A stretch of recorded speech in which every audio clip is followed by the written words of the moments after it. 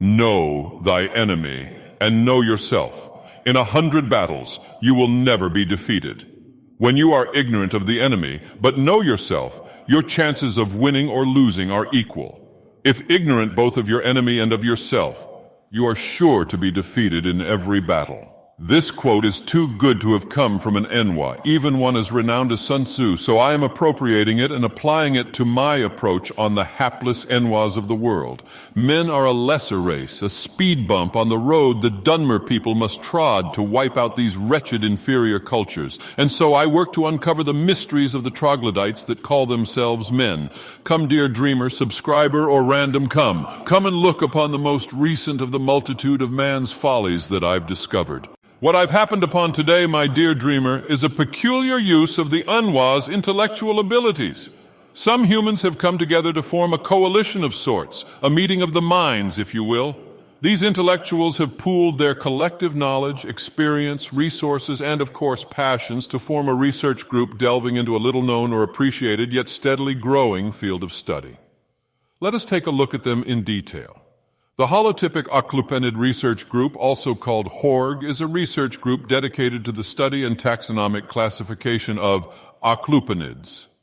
In case the name and description or their official seal haven't clued you in yet, yes, this is seriously referring to those weird squares of hard plastic that fasten plastic bags closed.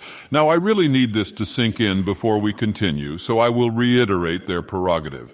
The official research group, known as HORG, is an online gathering of elite taxonomists and everyday civilians alike who have taken on the glorious burden of botanizing a realm of material culture.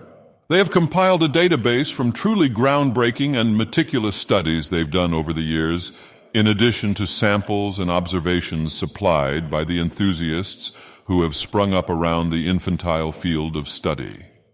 Together, they have worked tirelessly in order to properly classify every possible variation of the square-bagged ties as a legitimate living species in a world where renewable energy eludes the largest of populaces. Diseases that have run rampant for as long as living memory can recall go uncured. Mysteries, both terrestrial and cosmic in origin, sit waiting to be discovered. And here we have people applying their scientific proficiencies to the taxonomy of disposable plastic.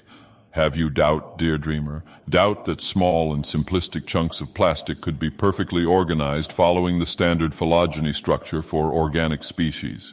What a grand and intoxicating innocence.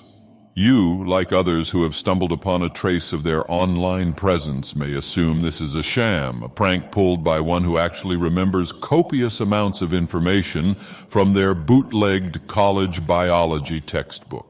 Some think this goes as far as a subreddit and nothing more.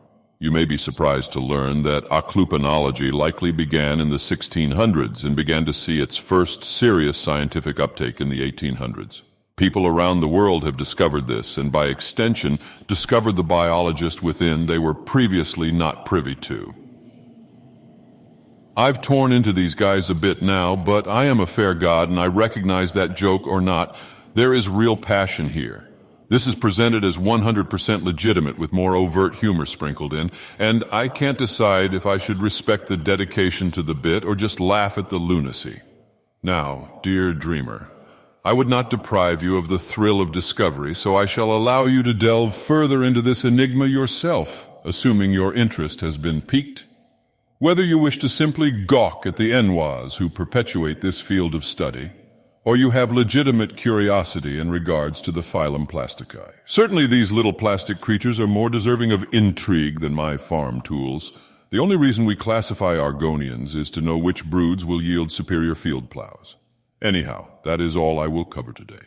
If you found yourself entertained, perhaps consider subscribing to honor the 6th house and the tribe unmourned.